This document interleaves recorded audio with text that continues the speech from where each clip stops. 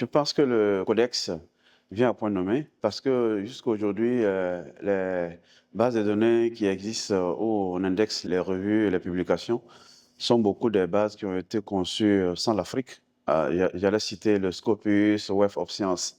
Donc, avoir une base de données africaine, c'est d'abord une question de souveraineté. Donc, cette base de données va permettre aux revues déjà qui existent d'améliorer leur qualité. Parce que je me dis qu'il y aura des critères de choix, de sélection. Donc, forcément, les revues qui veulent adhérer doivent pouvoir respecter ces critères-là. Donc, ça va permettre à ces revues d'améliorer la qualité. Deuxième chose, c'est que ça va améliorer la visibilité des revues. Beaucoup de revues existent, mais ne sont pas connues parce que les autres bases sont difficiles d'accès. Donc, le codex va aider vraiment à améliorer la qualité et la visibilité de ces revues. Et cette visibilité des revues va aller en même temps avec la visibilité des chercheurs, des anciens chercheurs.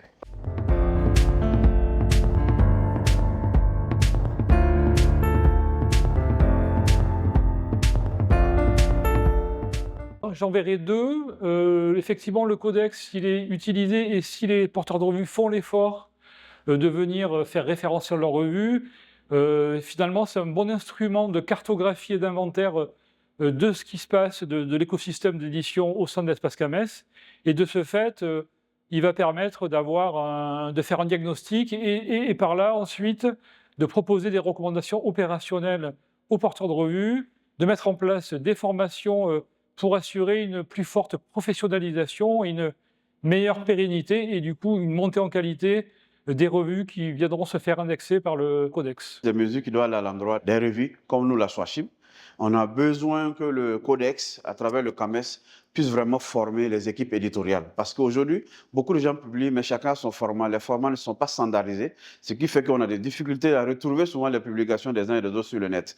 Donc, je pense qu'on doit avoir un accompagnement vraiment à la hauteur qui doit permettre aux équipes éditoriales de se conformer aux standards, à présenter très bien les métadonnées des publications. Et là, je pense que ça va donner quand même quelque chose de très sérieux, améliorer la crédibilité et la visibilité des publications qui vont en sortir. Le codex ne pourra pas vivre tout seul, il faut absolument qu'il soit dans l'écosystème de l'édition internationale, notamment à travers la conformité de son système avec les autres grands entrepôts internationaux, en particulier les systèmes d'identification qui sont primordiaux pour être ensuite référencés, qui permettent le référencement du codex dans les bases de données internationales. Et par ailleurs, qui puisse aussi porter le mouvement de la science ouverte, et notamment dans l'édition, porter toutes les initiatives de type modèle diamant par les revues de l'espace CAMES.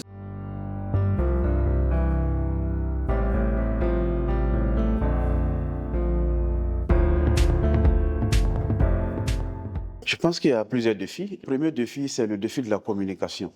Il faut que les revues soient informées vraiment des critères de sélection que le codex va adopter. Ça, c'est l'élément important. Il faut que vraiment on ait le maximum d'informations. Le deuxième défi, c'est le défi de la qualité. Il ne faut pas que ce soit une base qui va indexer n'importe quelle revue. Donc, il faut vraiment des critères de choix vraiment d'excellence scientifique. Ça, c'est le deuxième défi. Le troisième défi, c'est le défi de la pérennité. Il ne faut pas qu'on commence et 5-10 ans après, le codex ne soit plus en mesure d'assurer vraiment l'archivage et la publication des revues. Et le dernier défi que j'allais dire, c'est le défi de mesure d'impact. Il ne suffit pas d'indexer dans le codex sans avoir un retour. Il faut que le codex arrive à avoir vraiment des outils qui permettent de mesurer les citations qui vont être faites des différentes revues.